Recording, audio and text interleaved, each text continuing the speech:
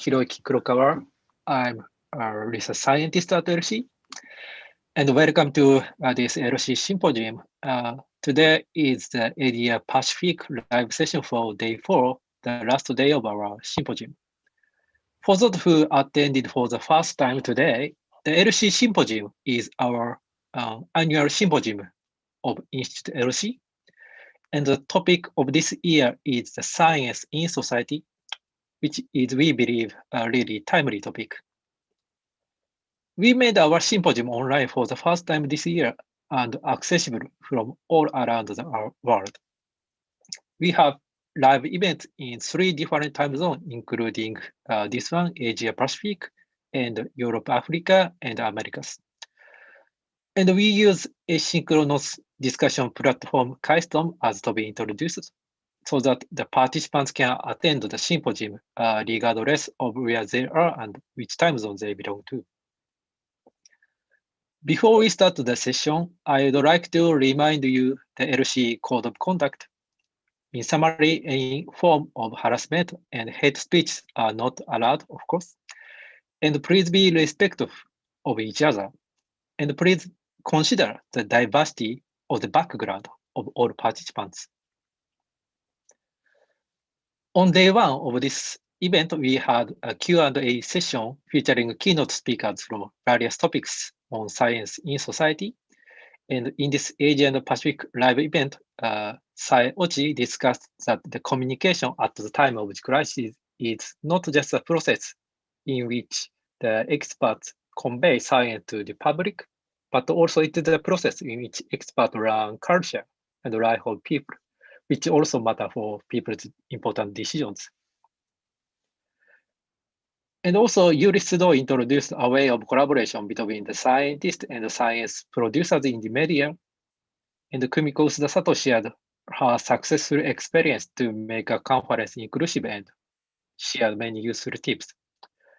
And finally, Hitoshi Murayama discussed how to get support for our science, including the funding.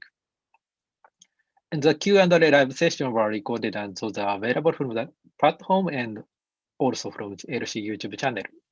So please enjoy it after this live session if you haven't checked yet. And after that, on day 2 and day 3, we had a very nice breakout discussion for topics including science communication, policy, funding, education, the collaboration with media and art, and even the science inclusiveness. Those were summarized in the form of tweets in the platform.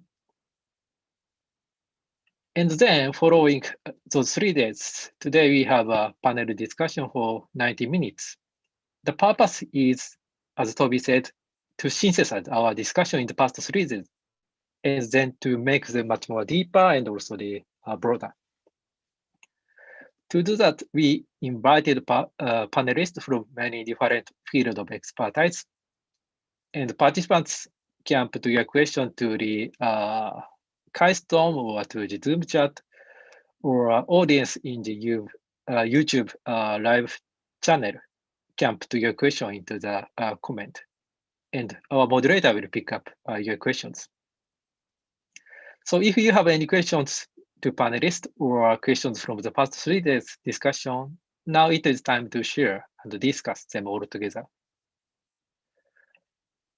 So here I am very grateful to introduce our moderator, David Kornhauser. David is the first director of Kyoto University's Office of Global Communication, which is facilitating interaction with media for the university community. He also previously headed the public relations for Kyoto University's ICEMS, which is Institute for Integrated Cell Material Sciences, and also university's Research Administration Office. David also has the extensive international communications and media experience. So with those expertise on communication and media relation and administration of science, he will lead this panel discussion. So David, please go ahead. Thanks very much, Hiro. It's very nice of you to read out my intro like that. I don't have to say very much about myself other than the fact that I just wanted to mention that I took this picture from somewhere up in the sky some time ago. I can't remember exactly when, maybe last year, maybe the year before, back when in the time when we used to have airplanes. But anyway, let me let me move on to our panelists and ask if you could introduce yourselves briefly to talk about your background. So if I might turn to you first, Elizabeth, if that's okay. Oh, over there we have Chaitanya spotlighted too, but Elizabeth, if that's okay. Hi, I'm Elizabeth Tasker. This background is actually my genuine background. And occasionally you'll see my cat Cassie in the background. I am a researcher and science communicator at the Japan Aerospace Exploration Agency. My research background is planetary science and astrophysics, particularly exoplanets, and I help with the global communication on the English side for various missions, including our recent asteroid explorer Hayabusa 2 and our upcoming mission to the Martian moons. Thank you. That's so great, Elizabeth. I mean, in some ways, in terms of science communication, it sounds like you have this dream job, you know, doing the really fun space missions and things like that. I'm just curious, have you heard any rumors about whether movies are going to be made about Hayabusa 2? I mean, of course, this is a domestic interest thing for Japan mainly, but the Hayabusa 1 mission, or just the Hayabusa mission, faced so many difficulties and had so much sort of human drama involved in the whole mission from start to finish pretty much, that it was just fodder for TV dramas. Well, they made 2, you know, feature films out of it 3, for domestic actually. Consumption. Oh, there were 3. I missed the third one. And a documentary. Right. I remember that too. But it was a national fascination. It somehow the current mission has not had that sort of difficulty, and it sort of almost seems like I don't know. Are any movie studios talking to JAXA about making a movie? So David, first of all, I'm very sorry that we clearly haven't provided the drama you expected for Hayabusa 2 based on Hayabusa 1. I think I do, in this case, speak for the entire team when I say that we were okay with a lower level of drama over the last 6 years. So far as I know, there is not a movie planned, but as you say, it would come first on the domestic side. And since I clip into the global communication, it's something that I might hear about a bit later down the line. It would be great, but not nearly losing the spacecraft, I think, makes it perhaps less movie material, but much better for mental health for the whole team. So maybe a documentary in which we talk about, you know, the science and the successes, as opposed to the 20th time we nearly lost a spacecraft, would be really exciting too. I think I might prefer that one over a dramatic movie myself. Of course, there is that thrill of seeing, you know, which of your colleagues gets played by which famous actor, actress. You know, there's this sort of vicarious kind of like stardom thing that goes on. Thanks, Elizabeth. If we could move on to Chaitanya, then, if you could introduce yourself briefly. Hello, everyone. This is Chaitanya. Many of you know me. I have been a former ELSI EON scientist with you all, and it's good to see you all once again. In my current profession, or in my current way of work that I do, I consult the government of India. I consult the foreign missions, the consulates and the embassies that are located in India, and I interact with the Indian industry as well as overseas investors. And the consultations are around the future of space technology, the policy analysis around it, the strategy around it, as well as gauging the public sentiment for missions and putting across communications to not only public, but to vital stakeholders that may benefit from it. Great, thanks. India has big plans for space. I mean, we've seen, attempts at this point to do things on the moon, and there are all sorts of other plans that are coming online too. What do you see as being sort of the big prize right now for Indian space? The big prize right now are the space reforms that were undertaken last year in the month of May, where the government of India has identified space as the next big economic sector. And they are intending to bring in a lot of private stakeholders who have been not participating actively until now, but they will be encouraged hereafter to get involved in a lot of commercial activities. At present, most of the commercial activities are restricted to Earth-oriented applications, including imaging and communications.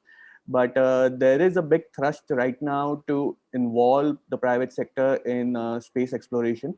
And at this point in time, we are contemplating and we are trying to nurture quite a few startups. And many of the big industrial conglomerates in India have also, who have been looking at space from a cockeyed perspective, they are now looking at it with some hope, hope for profits, but through sustainable development goals in mind. Great, great. That's really exciting. Thanks. If we might move on to Diego at the Museum Miraikan in Odaiba in Tokyo. Oh, Thanks. you know everything. Thank you. I am Diego Takashi, and I'm working in Miraikan, which is a position in Odaiba, Tokyo. And I'm in charge of making movies and exhibitions in this museum. And we also developed an exhibition about Hayabusa in the last December, yes. And my original major was biology, so I am very interested in the ELSI study for a very long time. And so this is actually my first panel session in my life, but I'm very excited to talk with such a wonderful people and wonderful audiences. Thank you. Thanks so much. The movies that you're making, is that mainly for showing within the museum, I take it, but yes. also... Mm-hmm. Mainly, we have a spherical display, which is called the Geocosmos, and this usually shows the whole Earth data or whole Earth world map. And but sometimes we collaborate with artists and musicians. We make science movie, but slightly artistic movies.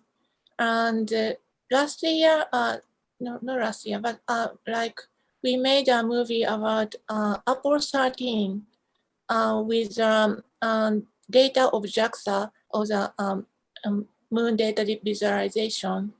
And last year, I made a movie with hip hop music, but it's about Anthropocene. And yeah, some of the people enjoying people to come to our museum. So I think you can also enjoy. So this time we are very, because of this, the situation pandemic, so we only few people come to our museum, but we are struggling to how to reach to many people in this situation. So yeah, I hope we can talk about this kind of topics today, maybe. Great, great, thanks. Yes, we should. And Daishi, if we might have you introduce yourself, please. Hi, this is Daishi Matsuura. Nice to meet you, everyone. I'm now running a private academy with company. The company offers a new learning service for hard thinkers through right questions. So this is kind of a new learning service I provide. And my background is ELSI in Tokyo Tech. I was one of the students in Tokyo Tech, and my research was planetary formation theory. So I'm very interested in science. Then I have a career in a financial institution, Morgan Stanley. and also space tech startups. And I'm one of the experts about fundraising in capital market or enterprise level.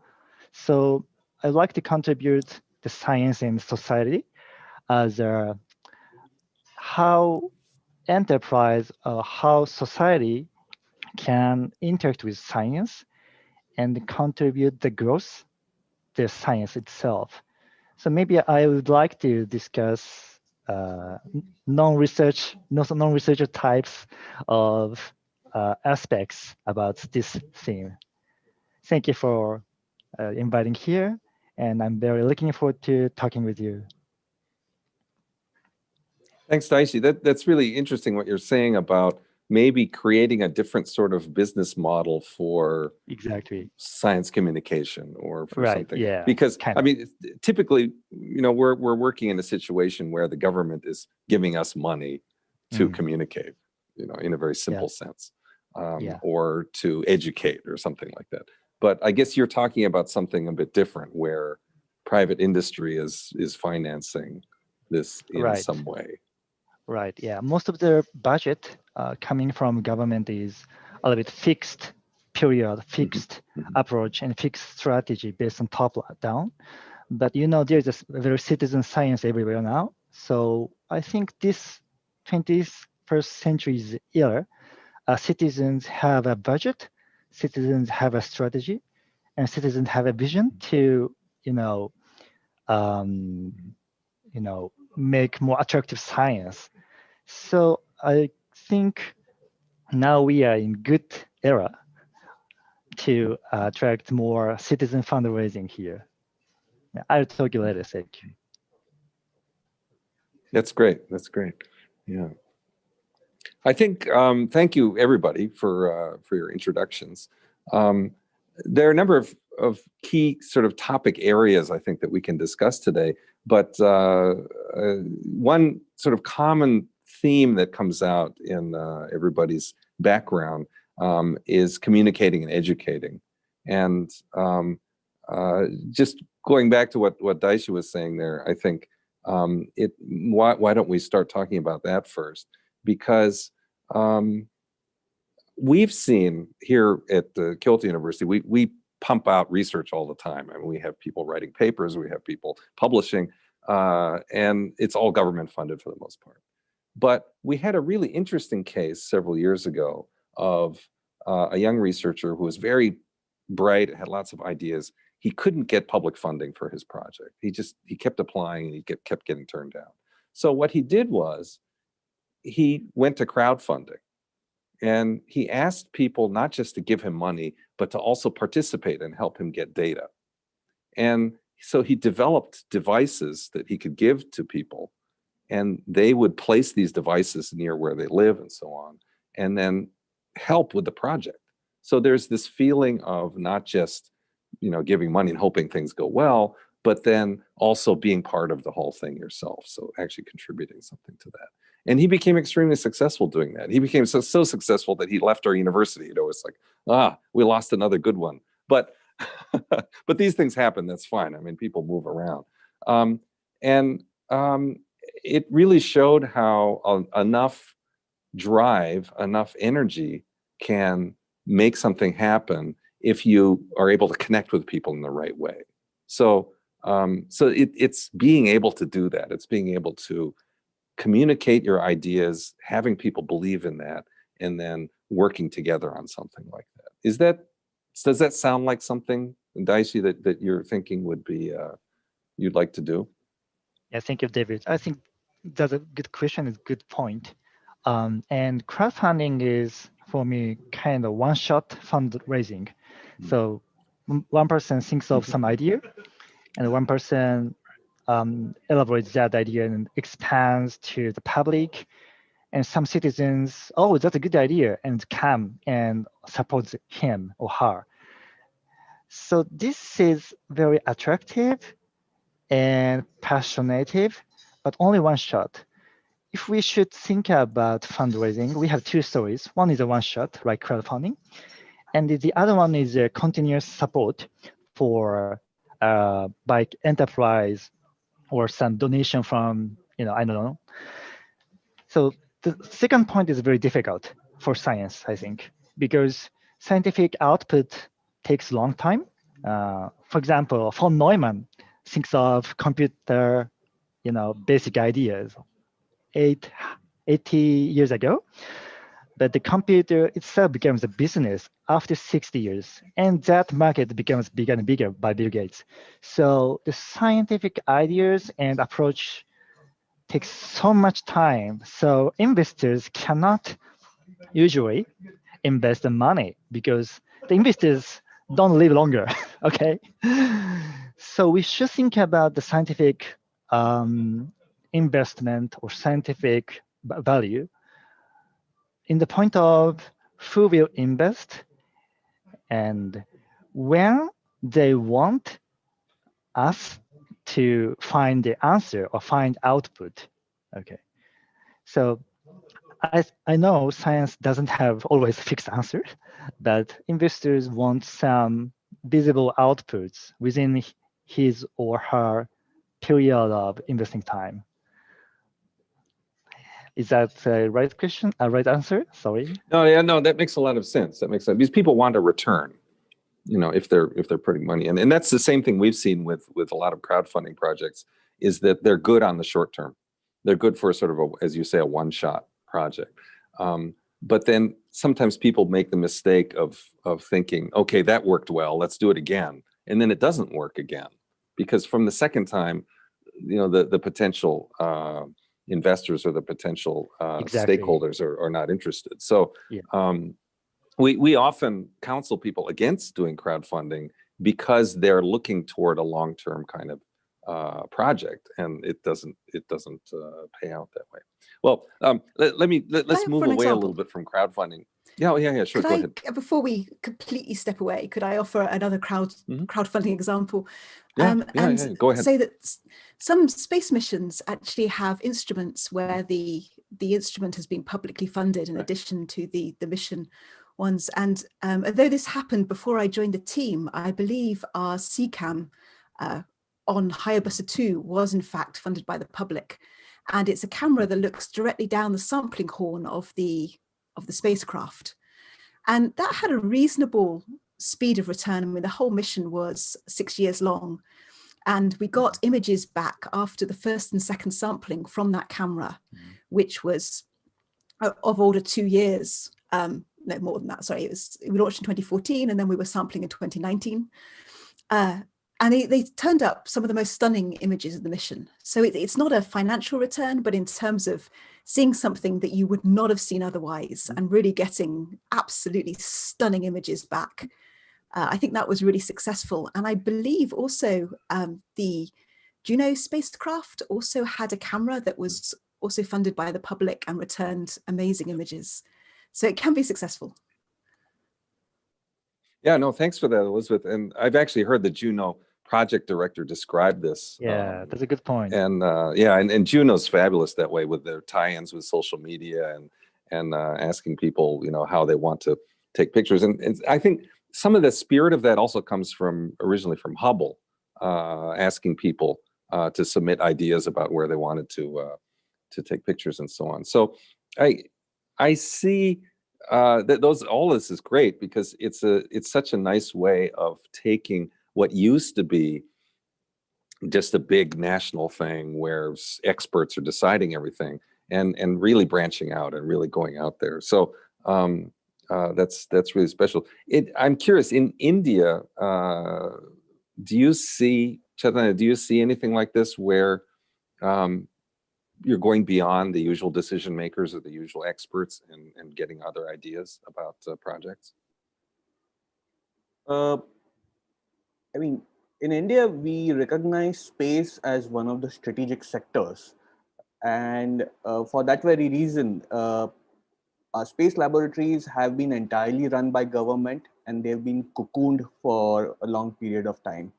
It is recently, since the advent of the likes of SpaceX's and the Blue Origins, that people have realized the great importance of private sector and opening up of these laboratories to newer innovative ideas not just in terms of technologies, but newer business ideas and funding ideas. And this has just begun. So it's entirely in its nascency. But there are other domains of sciences where people have gone into unconventional areas of funding. Like, for instance, the Ministry of Science and Technology, which caters to a lot of non-space domains in India, it has inculcated a new concept known as corporate science responsibility. So in India, uh, companies that earn annually somewhere around 0.5 to $1 billion, they're obligated to fund some sort of corporate social responsibility. So they can fund public health projects, they can fund education, primary education, they can also fund uh, a lot of society projects that are of societal value. But recently, this ministry has introduced science into that category of social responsibility, and the companies are now being asked to donate funds to a research area which is of their interest. So the government is only making it compulsory for them to invest a small amount, but they are free to choose the area which interests them. And this is a win-win situation because you have a perennial source of fund coming from the private sector. You then tend to develop public-private synergies. Uh, it comes across very usually that these two communities, they don't speak the same language. The industrialists have Daishi said, they have some other goals. Scientists have some other goals. So it becomes a great platform to bring them together, and they start speaking in the same language, or at least understanding each other requirement. And that's the way to go, it seems, because unless and until we shed our dependency on public funds, on taxpayer money, a lot of scientific initiatives are not going to take place. And we've started with the big industries. Then there are other industry bodies which are also beginning to support spectacular sciences. And since COVID-19, they have also started focusing on non-spectacular sciences. So I consider space as a spectacular science, and non-spectacular is, I mean, somewhere you just see blank graphs, which are not that sexy.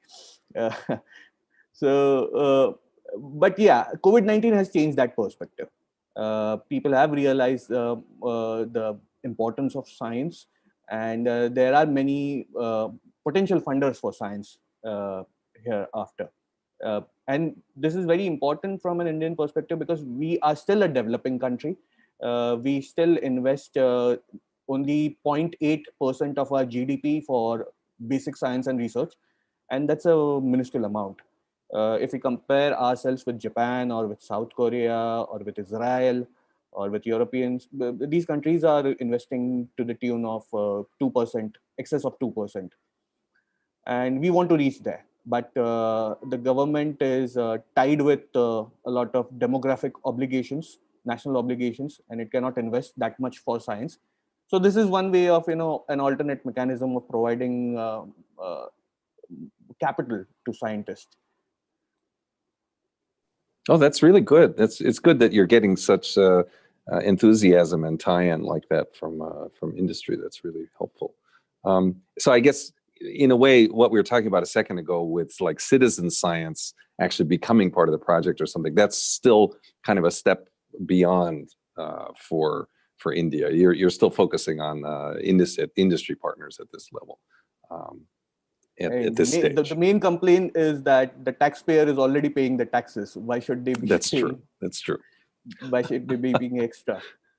And you need to makes sense. You need to have scientists who put out an idea which is not only eye-catchy, but which makes this payee a stakeholder in that. Citizen science doesn't make you a stakeholder. People are looking for stakes whenever they donate. Even with donations to good causes, people are wanting to be part of that good cause. So that's very important. Thanks. I would like to ask Rieko if you have anything at, you've seen projects at Miraikan where there's sort of direct involvement in the planning of something, an event or an exhibit or something. Yes. Mm-hmm. Well, yeah. We are actually considering in future like supporting technology in production and business ideas in our museum, like providing a location for exhibiting prototypes or developed and not complete products. So and try to research about how such kind of prototypes things are accepted by general public. So it's not about the not so many traditional museums do not things like this kind of prototyping or gathering business ideas, but our next vision is to do this kind of things and crowdfunding systems with private companies or something. So this, yeah, so that this talk was very interesting and yeah, yes, sorry. No, that's great. I'm glad to hear that.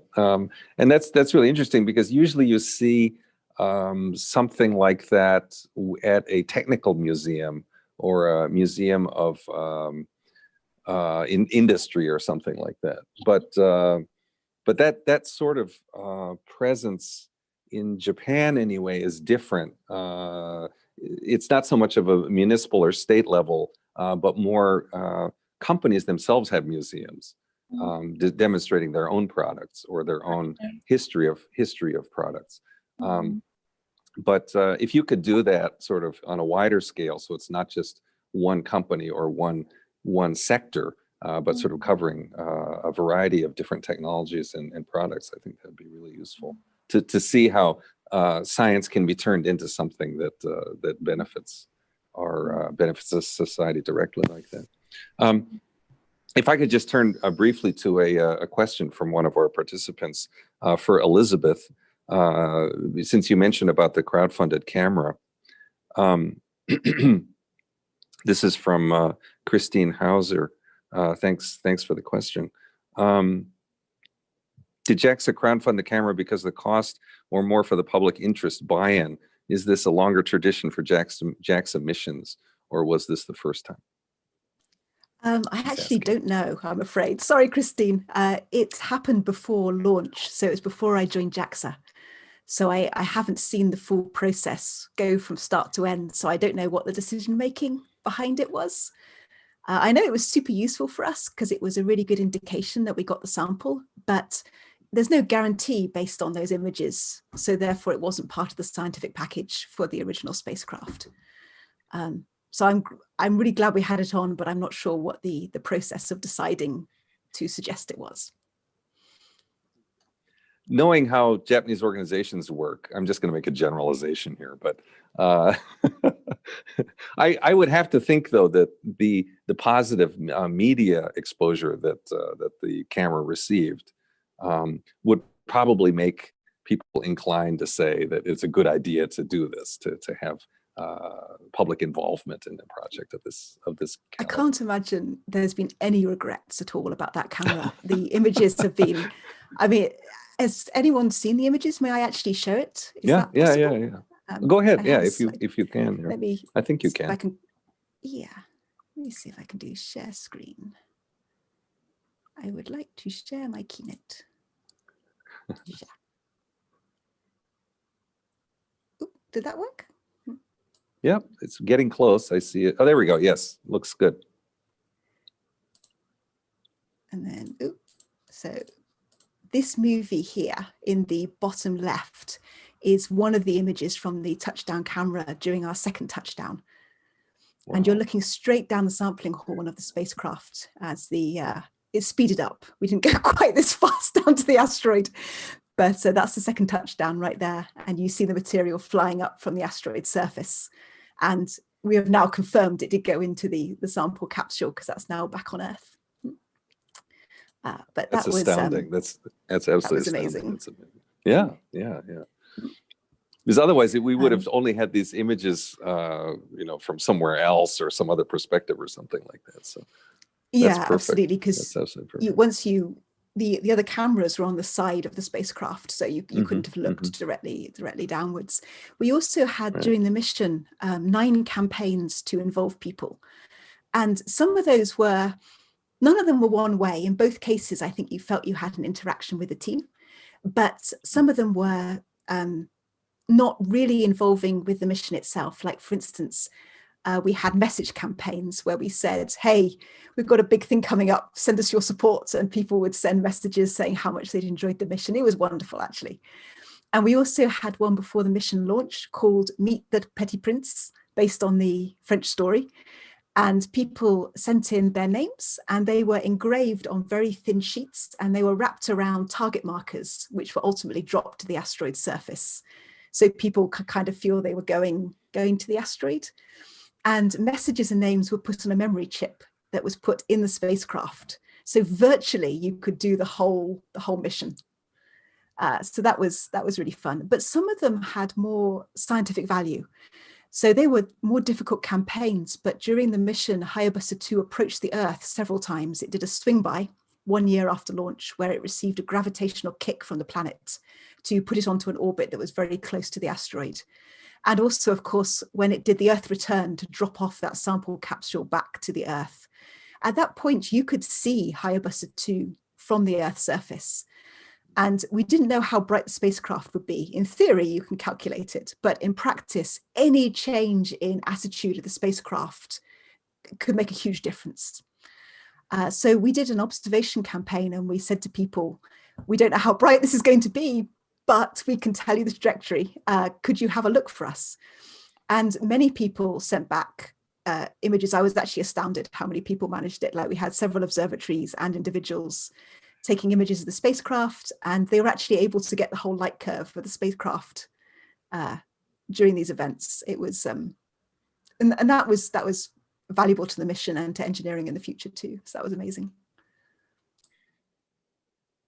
That's so cool. I mean, it's so great that there's this deep connection. And I mean, I have to say, I think the public interest is really because of all of that hardship that was out there that I mentioned before.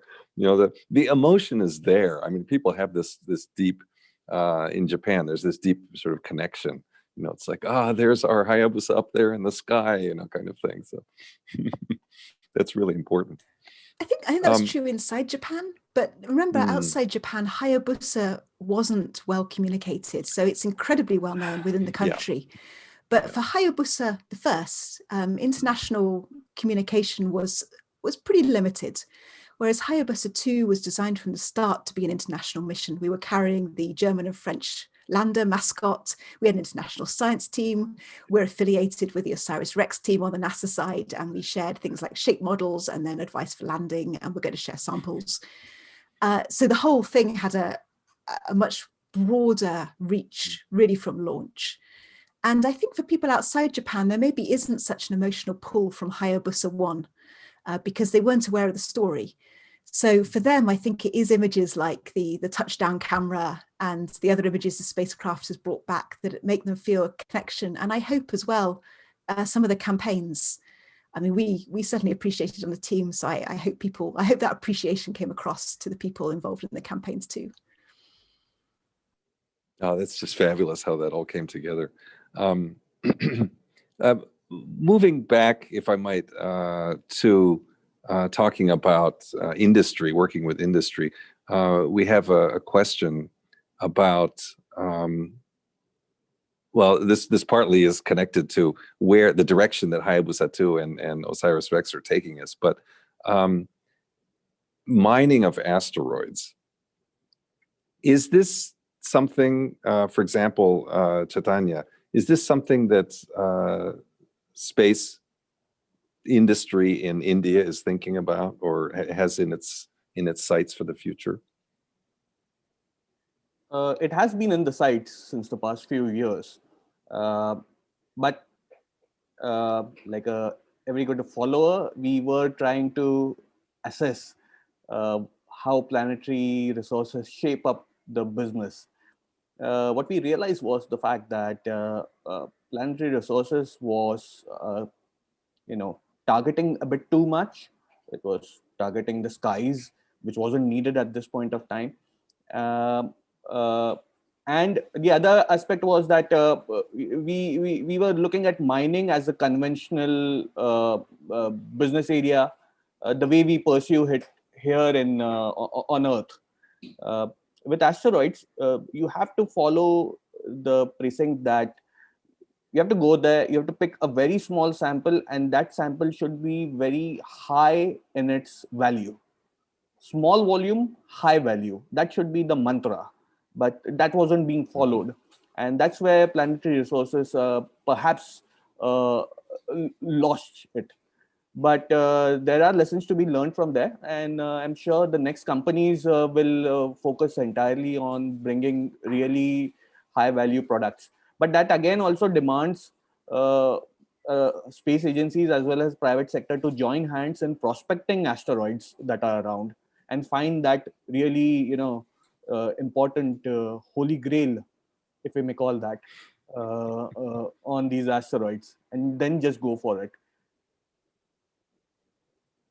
I see. So that is out there, because in a way, we're talking about getting different funding sources, whether from government or from the public or something. But to really pull this all together, and Daishi, thanks. You're talking about showing a report, talking about this. If you could maybe Okay. explain that.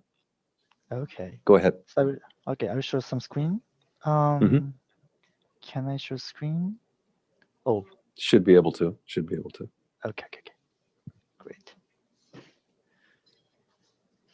Okay, so my friend from PwC, this is a consulting company, write a big report about space market. This includes the budget from government and also enterprise. And I'd like you to check, space resource mining is a little bit complex. And, here is a report, shows many chances to, enterprise will invest to the money about science and technology, but mostly they invest to launcher service or some exploration, satellite communication service. Because in the mining business, the end users, we don't exist. So I think the investment to the mining and space will be upcoming in 2030 or 35.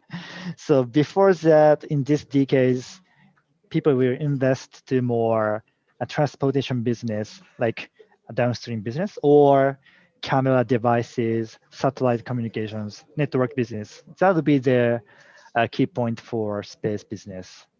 Okay.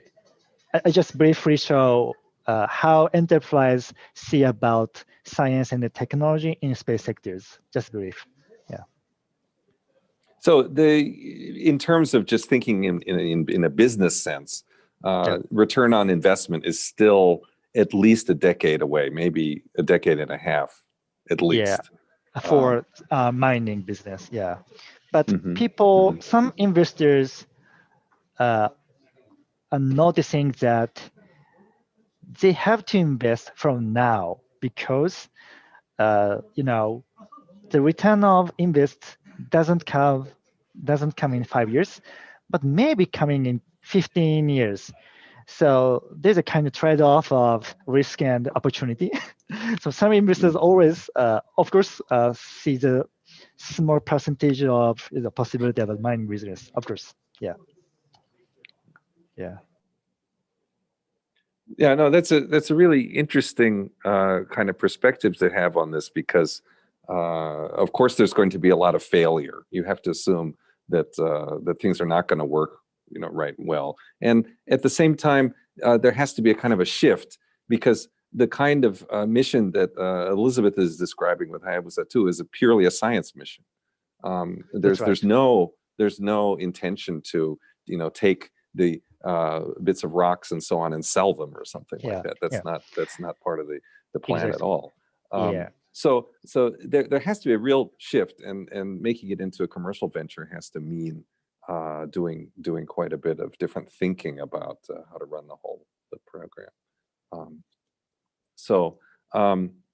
Let me just change gears again a little bit based on a different question that we have for Rieko.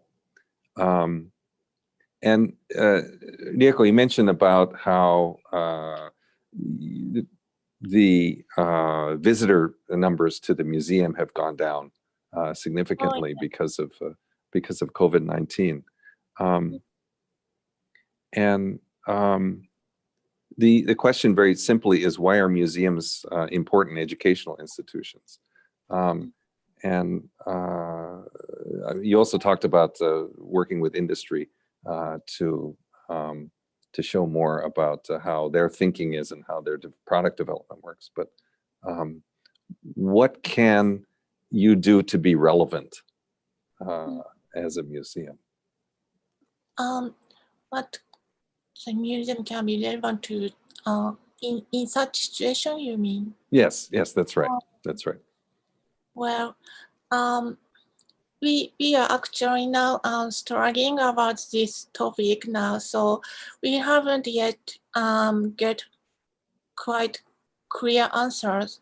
But well, we think that like real activity in our real place would be much more should be much more get importance. And on the other hand, we also need to online or virtual activities. So we are now trying to develop both of these real and virtual things. And so in terms of real activity, we are focusing on the quality and values for the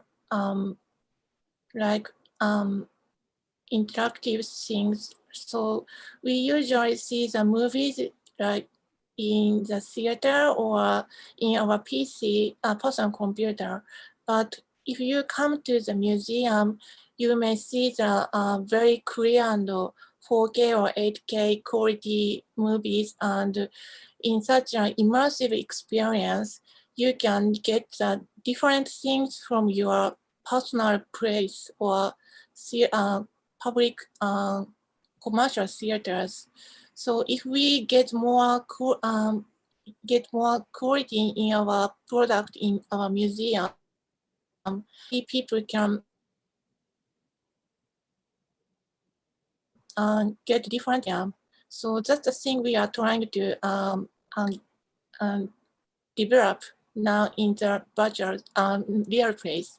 On the other hand, we also developing with telecommunication companies like XR technology, like mixed reality or AR, and how to how to use these technologies are now not so clear, but we are trying to, from your home, you can join our museum, and or from our place, we can join to the people's place from our museum. So this is a both interactive things.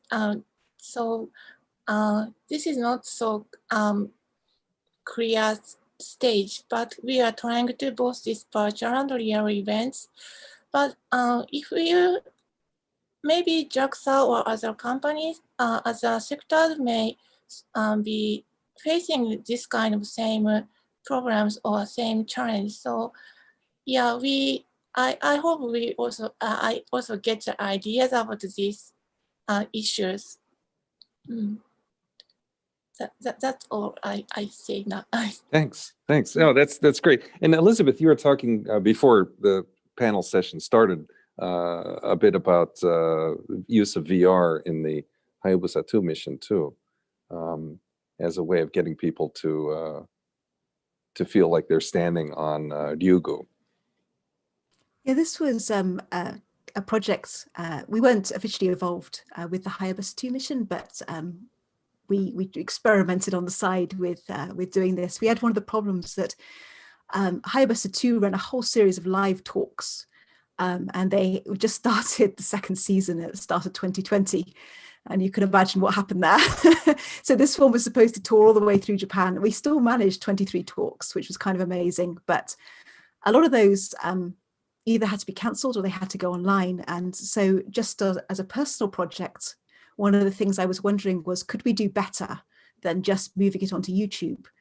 Because online, it has more potential. I feel like people sort of think of it as a second best, but actually you can do a lot of things potentially with tools like virtual reality that you actually can't do in person. So it has the potential to be better, or at least different, but not substandard to real life interactions.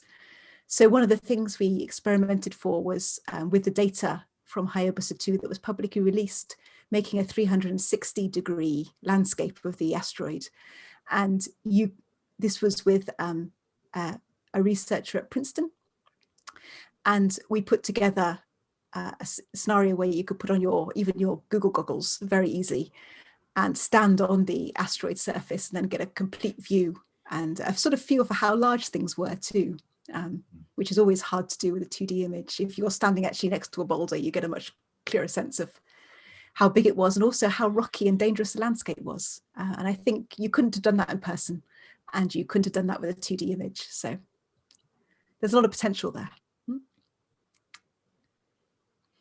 Yeah, that really ties in with giving some people something back. If you've got part of the mission which is citizen funded, then having them feel like they're part of it and committed to it.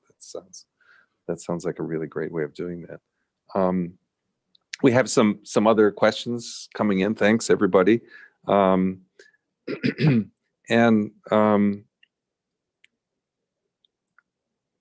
if I might just pull out one here.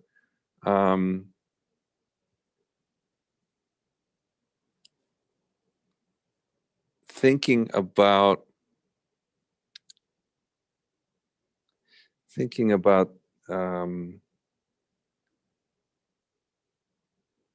how, well, maybe I'll just read this out because it's kind of talking about space exploration as a different way of thinking about ourselves. Space exploration is a good chance to see our Earth from a different perspective. Though we see extraterrestrial bodies by terrestrial databases. What do you think? For example, material thinking is still mainly.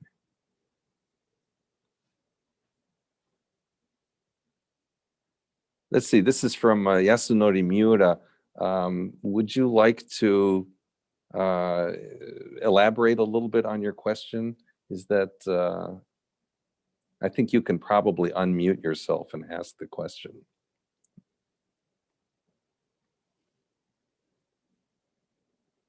I think you may still be there, or I can maybe do this here. Yes, may I use the slide? Oh, yes, go ahead. How to I don't know if you can show us, I don't think you can show a slide, but if you could just explain your question. Yeah, explain the question.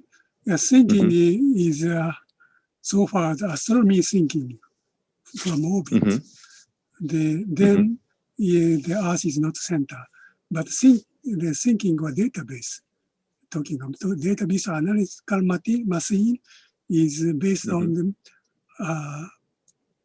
Earth logs, Earth thinking for human existence. This is opinion is still, our sense is still in Earth center. So maybe we should space creation a good chance to thinking by different opinion. And, so, for example, talking about the human being or life existence. I'm talking about astrobiology. The other one is analytical machine is based on Earth rocks. Earth is divided to solid, liquid ocean, and air atmosphere. But the asteroid is all, for example, rock, solid. That means maybe simply thinking of the rock, including the volatile or sometimes fluid, some things. But so in that case, is analysis is different. Just sorry, this is just a detail. But I think it is space exploration good, but we need another science to think by different views, and also development different machine or talking about finally existence of the life or human being. This is also important. So far, human being is based on the Earth data. We are including the Earth planets, but not sure much about the small biology or something on the other planet talking about.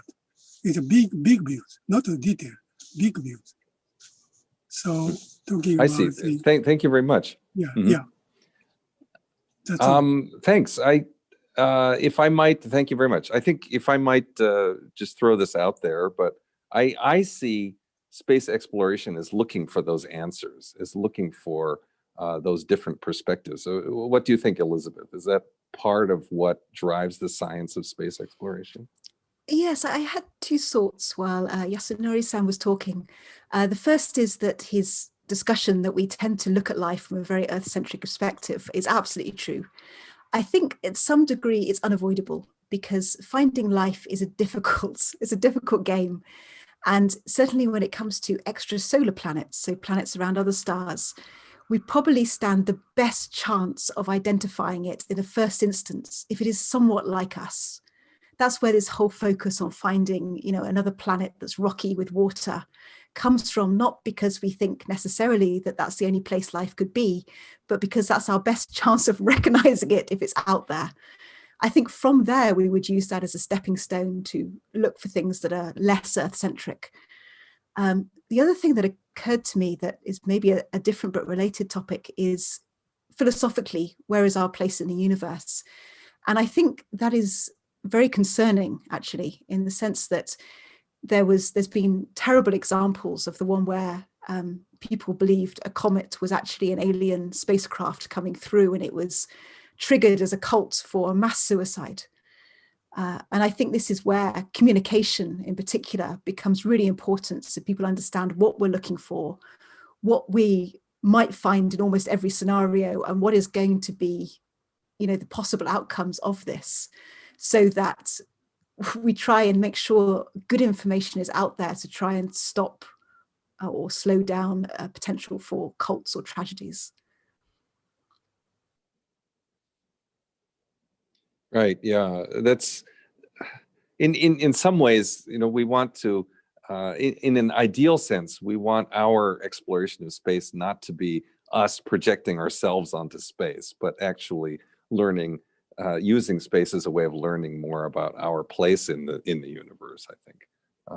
And if I understand the question correctly, I think it's about having that different perspective. And is Chaitanya, is space exploration for India, is that also a motivator, looking for life maybe somewhere? Is that something that really grabs people's interest? Yeah, I mean, we share that interest with all other nationalities, all other cultures that are pursuing space exploration. But then one has to balance out the different interests of different stakeholders. Like, for instance, the government per se is not interested in finding life elsewhere. Why would it? It doesn't fit into their agenda. It doesn't fit into their political, manifesto. But it certainly does. It will certainly do that if there is a thrust from the people that, hey, we really want to know whether there's life on this particular planet or that particular planet. So unless and until there is a great drive uh, uh, amongst the public, the government is not going to, the government of any nation is not going to take up that cause. Governments thrive on the demands of the people. And I'm sure that there is a great churn going on right now all over the world. Perhaps because in the past 10 years or so, we have come to a realization that space is much more accessible to many more countries and many more people living in these countries than ever before. You've lived in an era where you only had two big superpowers, Russia, Soviet Union, and US, uh, racing into outer space. And that race made countries like India feel that, okay, we are a developing world country. We cannot afford the fancy of getting into such expensive races. Let's keep ourselves subdued. And planetary exploration is not, something that is not for the developing world. By the time you reached into the 1980s, you had the Giotto mission of the Europeans, you had Susei and Sakigake from Japan, and then you started feeling that, okay, there are other countries who are wanting to join this cause. Later on, early 2000s, you had the Chinese initiating the human spaceflight program, followed by this huge armada of spacecrafts that went to the moon between 2007 and 2008. So that was the first time when a developing world country like India joined space exploration, not to race, but simply out of curiosity. And there was also a sense of demonstrativeness that we countries, I mean, India wanted to demonstrate at that point of time that, hey, that we can do it with much lower monetary resources involved. And since then, since 2008, 2009, you had the likes of the, again, I mean, reiterating, these are just exemplars. I don't mean to be a brand ambassador of SpaceX or Blue Origin, but they've really churned the market. And you have a generation of youngsters, not only in India, but in countries like New Zealand, which never had a space program. New Zealand today is one of the hotspots of low-cost small satellite launch vehicles. And the company that does that is run by a person who is only 30-year-old or 35-year-old. Then you have a host of people in Luxembourg who are wanting to get into asteroid mining. So there is a democratization of outer space happening at this point in time. And it is driven largely by the young population of the world, and which is a very good thing. You now have countries like Luxembourg, I said New Zealand, Australia began its space agency not very long ago. It was 2014 when it established it. Then Saudi Arabia is now getting into space. UAE is going to Mars. The Japanese are launching them. They've already launched them. It's on its way to Mars.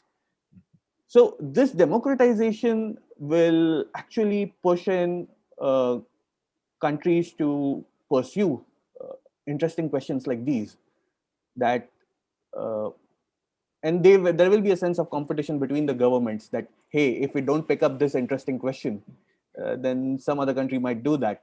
So there will be a political mileage behind it. So it's a combination of several factors that is going to drive search for life elsewhere. But the undercurrent will always be economics and affordability. If you can afford, if it is doable financially, monetarily, you'll do it.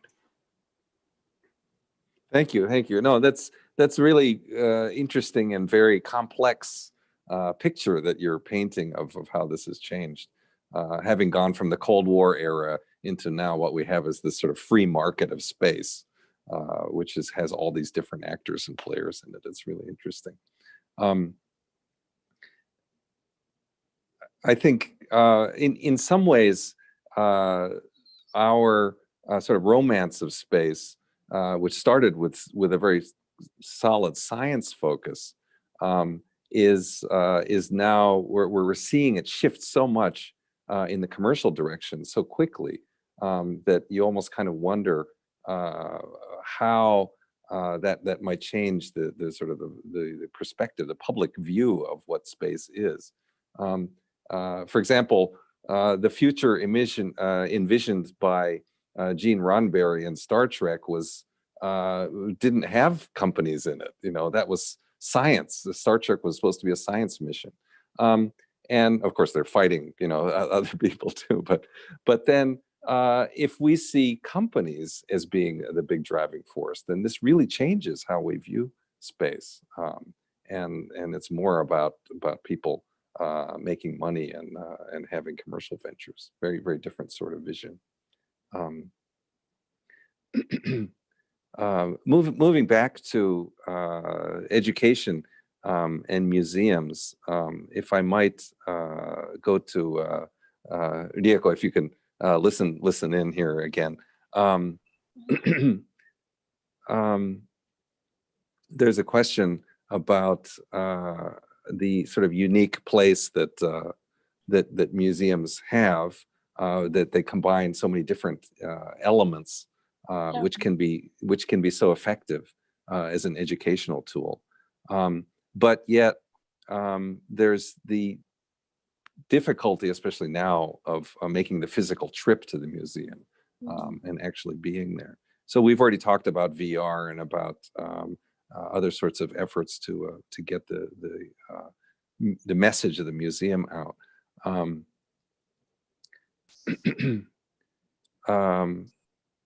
So the question is, how do you not only capture the magic of a museum, but make sure that this comprehensively reaches an audience that wouldn't otherwise seek out videos or content?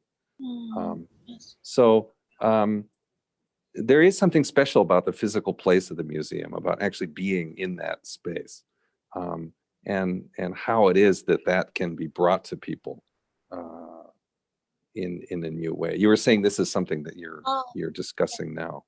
Mm-hmm. Yes.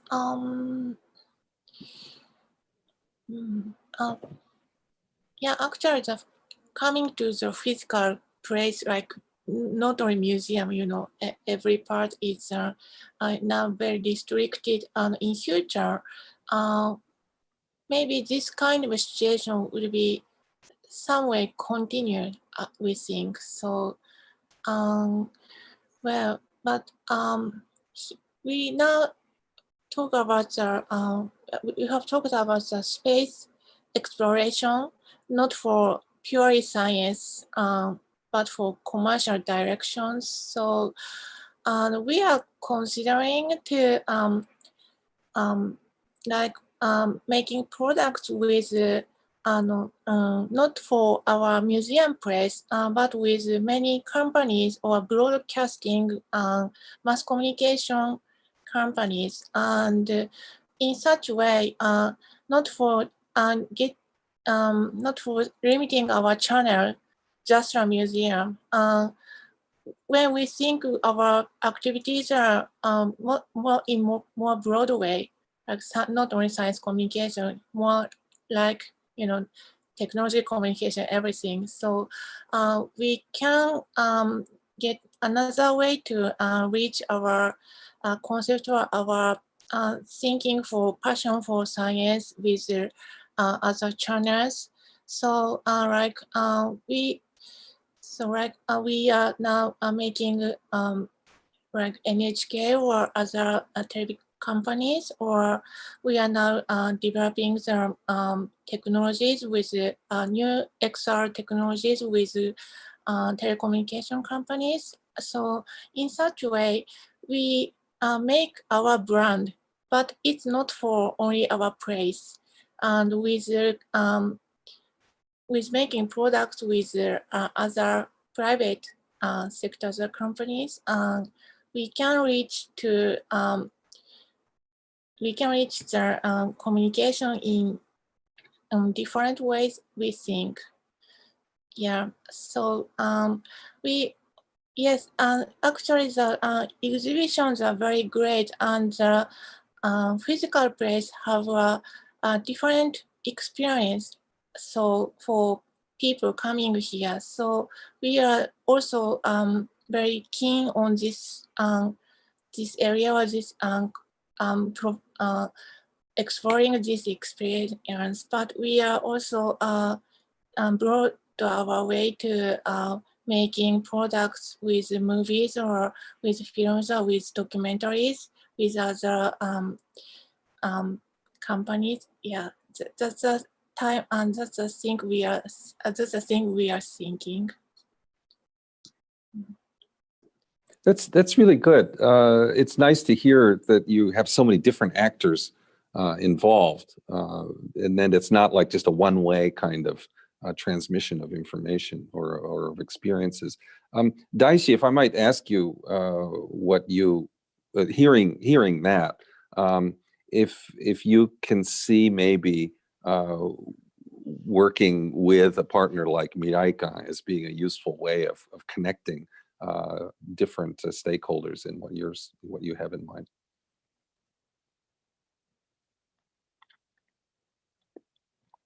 I think maybe Daishi's connection. Oh, there we go. There we go. Okay. Yeah. Thank you for. Yeah, that's a good point, I think. And the importance of museum or that kind of third place is connect non-researchers and researchers. So non-researchers are not familiar with science. Yeah, I think kind of scientists and the listeners are mostly from a science background. But if you go out from research camp, people don't have a science. Yeah, it's not bad. It's not usual. Okay, so I think the museum or the media have a role to invoke or involve the citizens to more attractive world called science. So I'm wondering, museums should have VC or capital function that put together scientists and acquire some company enterprise money and show or donate or let the researchers work more frontier work. I think American has a laboratory inside the museum. That's a good concept, I think. So that kind of visible research work from museum is very important for me. Yeah. Yeah, thank you. We are actually have laboratories and probably at Tokyo Institute of Technology we will have a laboratory in our facilities and also Tsukuba University or other universities. So this kind of collaboration, not only for developing exhibitions, not for progressing the new sciences is our mission. So yeah, this kind of connection of developing science and the exhibition and the public would be the important, and that would be the value for the place, real place or physical place to meet and get the people's ideas together here. Or yeah, thank you. Great. Yeah, no, that'd be really exciting to continue pulling in different actors like that to broaden the kind of conversation that could take place at a museum. That's really key. Excuse me. Just one point of clarification. There was a question to Daishi. You mentioned that. What do you mean when you say enterprise about getting continuous support? And I think you meant private companies when you say enterprise. Is that correct? That's correct. Yes. Right. Okay, thanks. And this is, I think that's a good question. Yeah. The company is always thinking about the company itself. So the company wants more knowledge or more, distinguished ideas that other company doesn't know. So I think the scientific support for that company is very differentiating. The company is always looking for answers, how to grow rapidly, or how to deliver the company value to users, the customers. And they're always struggling, like researchers. And they struggle, but they don't have enough information to judge for new things. In that point, I think the scientific or scientists' ideas or approaches is very valuable. I know some companies hold a round table, in the big conference room. No, not so big conference room, and invite many, researchers from different fields monthly, and they download many cutting-edge ideas every week, every month, and try to figure out what will happen in next 5 or 10 years, because researchers may know, because they are always standing in front of the edge of human beings. So some blue chip companies do that, but not all of the companies do that. Be careful. So I mentioned this enterprise, okay? Back to the basic. This enterprise means a blue chip company who has a sense of researchers' spirit about frontiers, okay? So not all of enterprise, only enterprise who are always thinking about the, going up and up, the growth and growth. Yeah.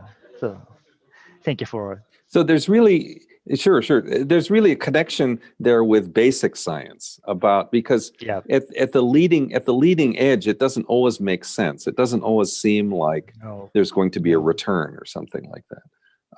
No. But yet it's new, it's there, and there's something which may have some connection at some point in the future. Kind of. Yeah. Mm-hmm, mm-hmm. If I tell my story, I used to be in the space tech company, and that company sells sells services about space exploration itself. And we put together enterprise promotion fee and put the company logo onto the vehicle, and we will, do marketing. Oh, this space products, this spacecraft will go to the moon and Mars. In that case, your company logo will be shown on the TV or media. That will be the media value, higher than a commercial. Okay. So the company management at that point says, we will invest you for 3 years because your activity is challenging and rare. Okay. So the rareness maybe comes to the high output for the company itself, but they also don't know, but they will take risk. So some companies know that the serendipity of investment will become very important. So this is my story. Right. So sometimes it's just about the marketing, right? It's the kind of marketing.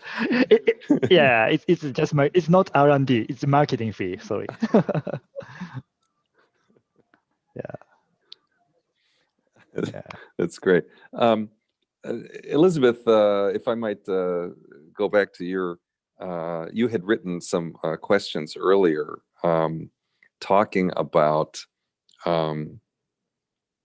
I think you were looking at other talks and sessions that had taken place earlier in the week, and you were saying about how us as communicators have had kind of a downtime over this whole pandemic period, and whether this has been seen as something that's a problem, a distraction, or if this is a time that we can maybe use constructively in some way. Would you like to elaborate on that? I didn't really mean a downtime, but I meant that obviously COVID-19 has overtaken the news for very good reasons. It's affecting literally everyone. So if you're involved in a project that is not pandemic related, how is that received when you continue your outreach program? Are people still interested? Do they see it as a positive distraction? Or do they feel that really at the moment, all our focus should be on the pandemic and you're wasting, time and resources by doing anything else. Yeah, no, I feel that too, because we have, as usual, research going out in all fields, covering everything, natural sciences, social sciences, humanities included. And yet there's this sort of feeling like we have to contribute, we have to help with the pandemic, we have to help fight the virus. And so there's a natural sense to want to promote those sorts of research topics more than others. Chaitanya, how about in your circumstances? Have you noticed that what you're working on is maybe, oh, well, let's work on that when we've solved the pandemic problem? Is that something you've seen? It happened in the first week of the lockdown, where many of my scientist colleagues in India, they started feeling that, oh, COVID-19 might take away a lot of attention from them. The government won't pay attention to them for the next year, 3 years, 4 years, God knows how long. And it needed, it warranted that due attention because the crisis was massive. But then we noticed that a lot of non-scientific domains began writing and began setting narrative of how to use this pandemic to bring in reforms that were not possible earlier, because this was a time where you could sit back, relax, think, ponder what are the next steps to be taken, and everybody got that leisurely time to think. So one started then noticing newspaper reports and op-eds and columns on impact of COVID-19 on India's so and so sector, impact of COVID-19 on the textile sector. It has nothing to do with textiles, but suddenly when you needed all those aprons and all those PPE kits, people started linking to it. Then impact of COVID-19 on the food chain, agricultural food chain, because this was an event that hit all of us. It didn't spare any sector. So every sector had a story to tell, and they started communicating in that way. For some reason, because the Indian government didn't want to put the lives of space scientists at risk, many of the missions got delayed. So there was hardly one launch between the month of February, space launch between the month of February and December. And that was again in the later months of the year. But the government used that time to bring out reforms that were earlier not possible, because you had a reason enough. This was a black swan event. And all those who were objecting to reforms had nothing to oppose, because this was a good time to bring in these reforms. If you oppose the reforms, you will come out as a anti-development or anti-reformist. So people gave in a lot of sectors or political blocs and caucuses gave in to the reforms. And so we use that COVID-19 in that manner. So biological sciences, as I mentioned, textile, then precision instrument market in India, it saw huge tectonic shifts, and it has gone well until now. We've lost precious lives to the pandemic, but we also made sure that we reap the best out of it, because you don't want such pandemics to come again and again. But at the same time, you want to use this very rare opportunity to do all that you can't do when things are up and running. Great. Yeah, no, that's good that it's both, really, that there's an opportunity to do things you normally wouldn't have time to do or be able to do that. Daishi, have you seen that sort of shift in what you've been trying to do? Have you had to put things on hold, maybe? Yeah, that's a good question. It's a difficult question. It depends on the region, sectors or segment. Yeah. If I say, what a good segmentation. if we say space, there's a diverse, many kinds of space business, and not only the telecommunication, but also space exploration. But I feel like if we say science, I think we should stand on the truth, truth of our world. Okay, so space exploration is a little bit technology aspects or connect to their citizens. So governmental money would be suitable, but biological or lifestyle science would be more suitable for commercial sectors, commercial business. So we should pay attention. Your research field is valuable for whom, or who will use your output of research for what. We should think about the segmentation of science itself. So yeah, it's not my good answer, but I propose some, questioning towards the science segmentation. Yeah. Sure. No, that makes sense. Elizabeth, if I might ask, if you've seen any changes in, I don't know, time schedules or production development, things like that, where you are. I mean, for the Hayabusa 2 mission, we were heavily affected. We actually discussed, which I learned later, a delay in returning to Earth. Because one of the big problems was the capsule was landing in Australia and we were in Japan and there was no international flights. And you can't just leave it sitting there for a few years. So we had to charter flights, which was a huge unseen expense. And rather than people going out there training and then collecting the capsule, they had to go out there, quarantine for 2 weeks, then train, then collect the capsule. So it became a much bigger process.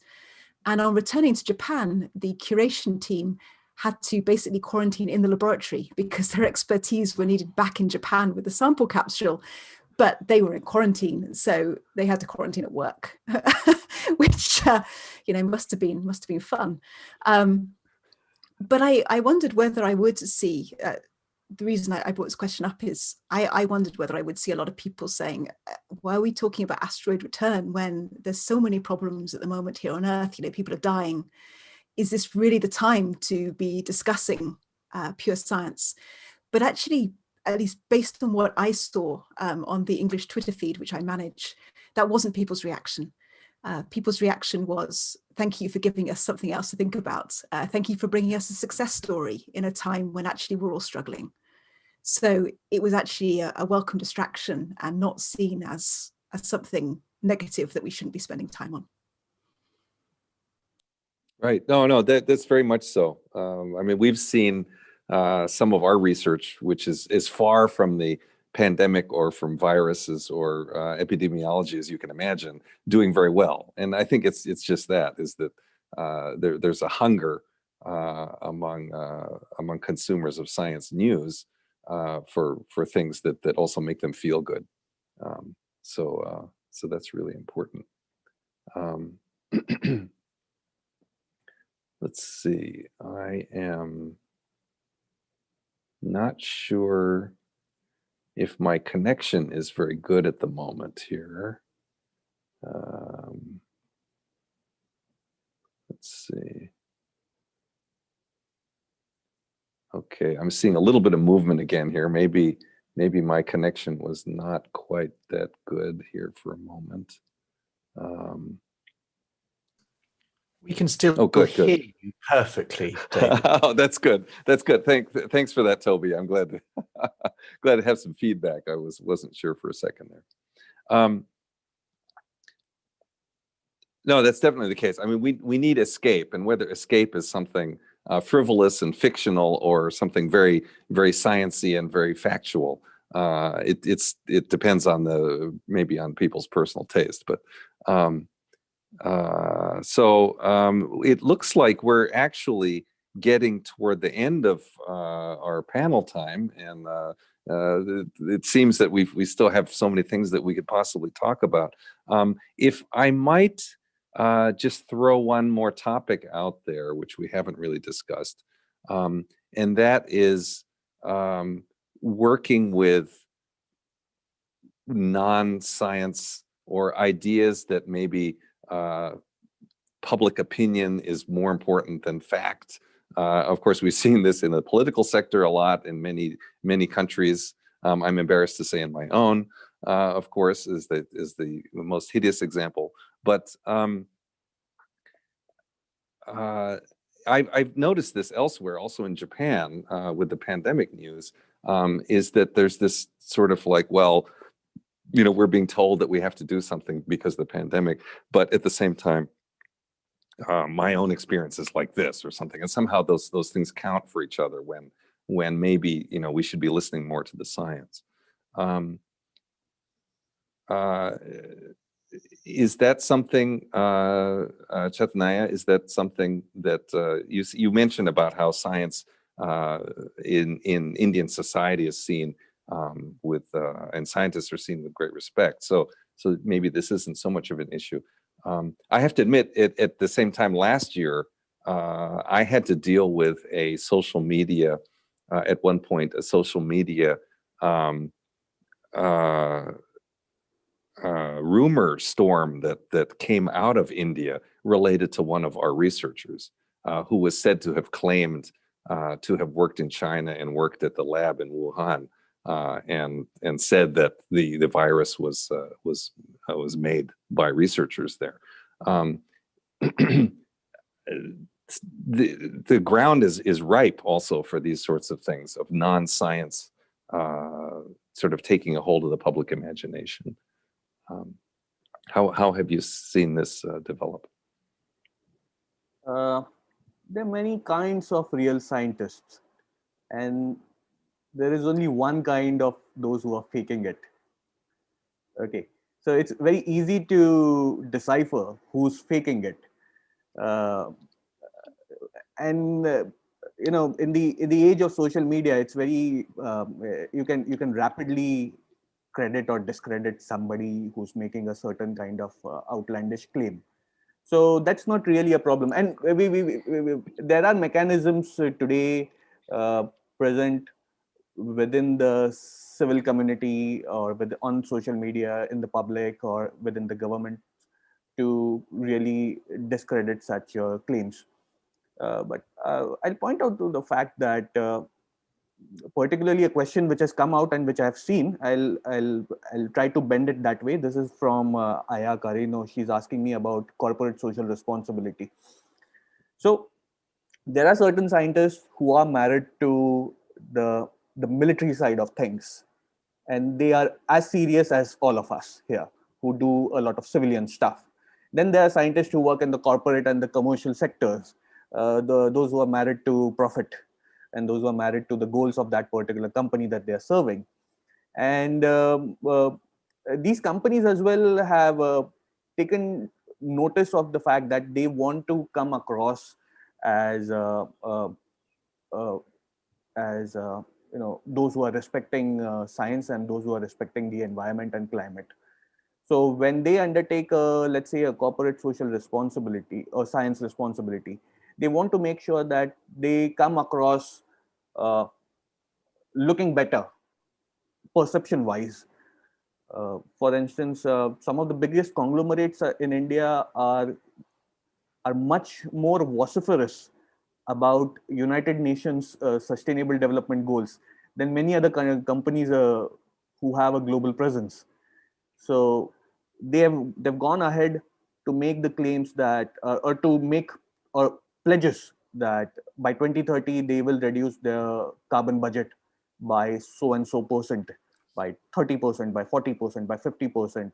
They'll bring in carbon neutrality element in all their emitting industries. So again, that's one sort of responsibility, and they communicate it in a way that this pledge not only helps them gain profits, but it also helps them look good in the perception management sphere. And it also helps them or helps their scientists garner a good image in the public.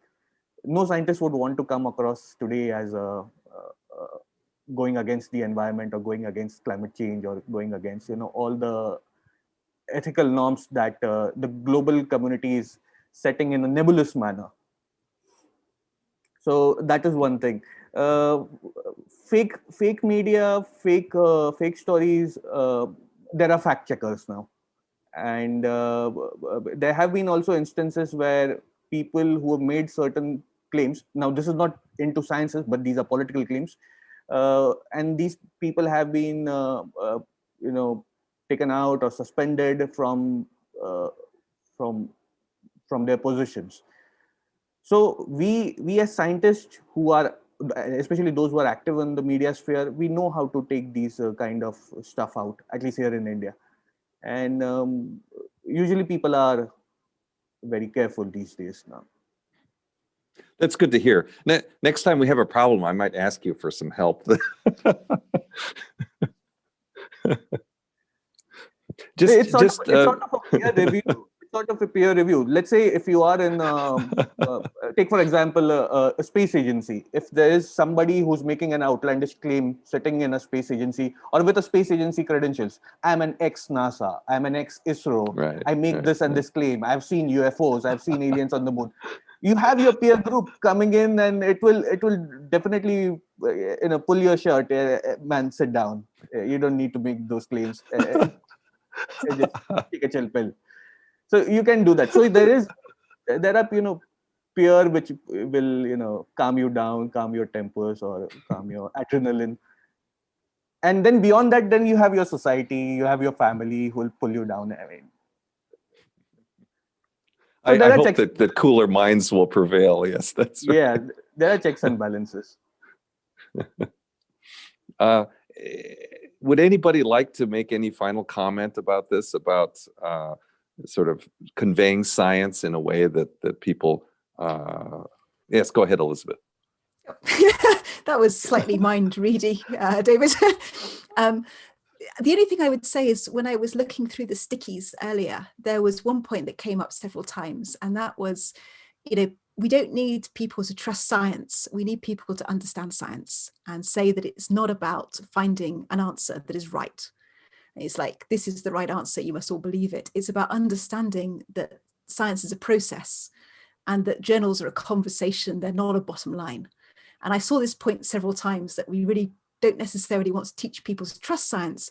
We want people to understand that scientists are going through a process and the answer may change. And that would help their thinking and understanding of the results coming out.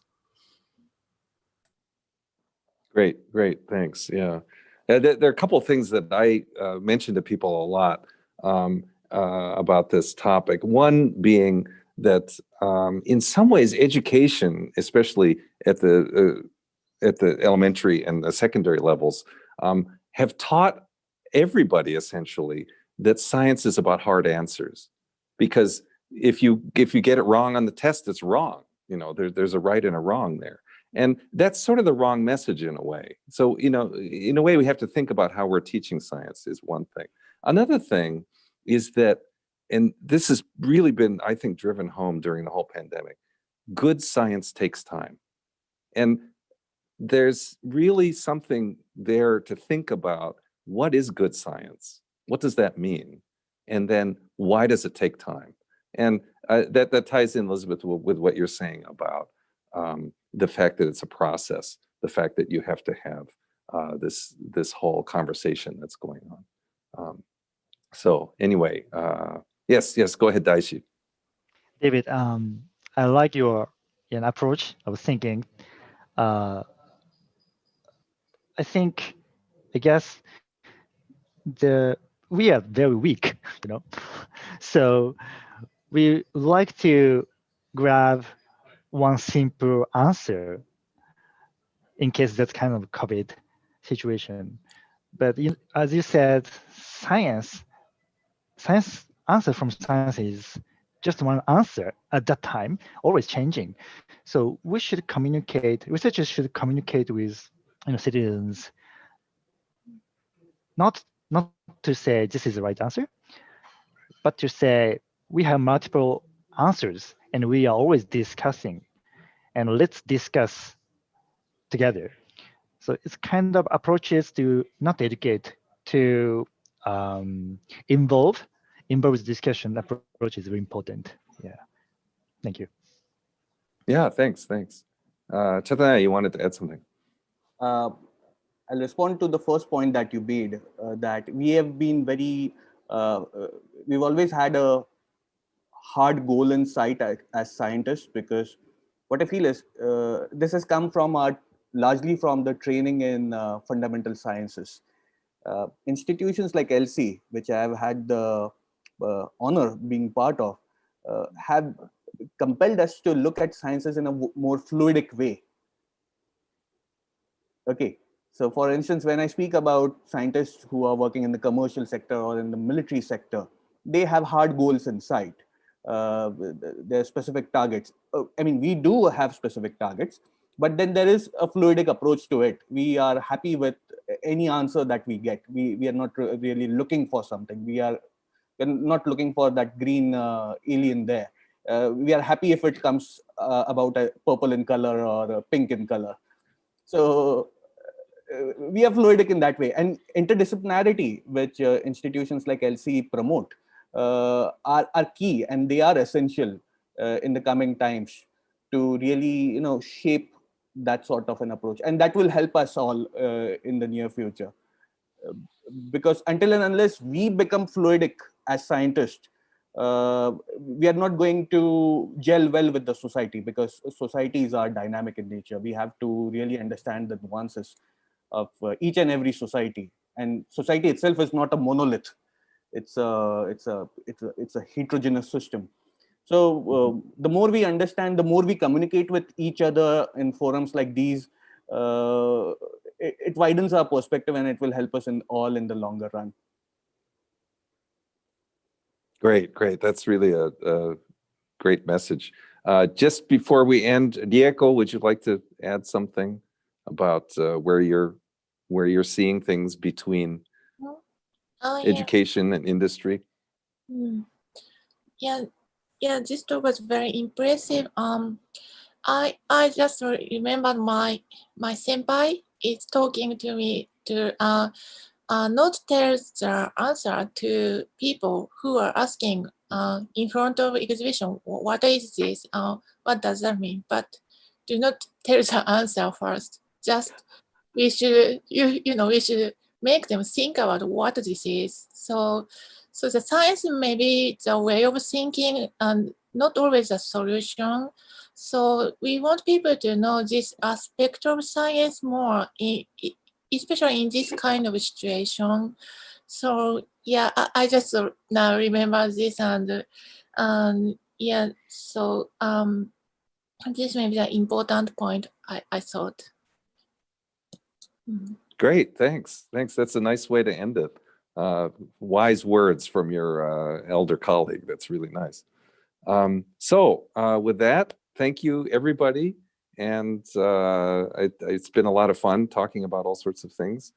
And I will turn things back to Hiro at this point to close out the session.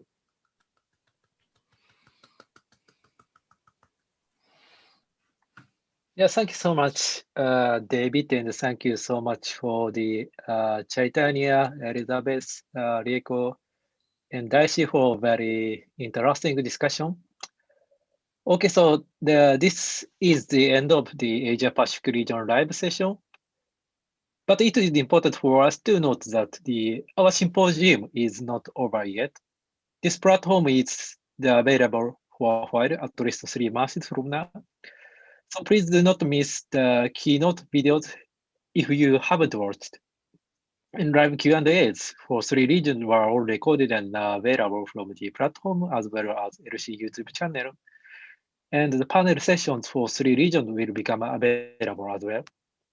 And also feel free to continue your discussion using the sticky notes and the network lounge accessible from Keystone. As our contents are available from ELSI YouTube channel, please feel free to share them with your colleagues if you like it. And of course, you are very welcome to join the live sessions in the other time zones. Also, we will do some feedback surveys about that. There will be an announcement from Toby later. So finally, as we discussed a lot during the symposium, the science is in society. The science is a part of the society, so we cannot separate them into the science and the society. And thinking about the role of science in society and improving our community and the relationship in society are very important for our future, including both unusual time like these days related to COVID-19 pandemic and also in usual time. So we LOC members hope that you got something useful for you out of this symposium.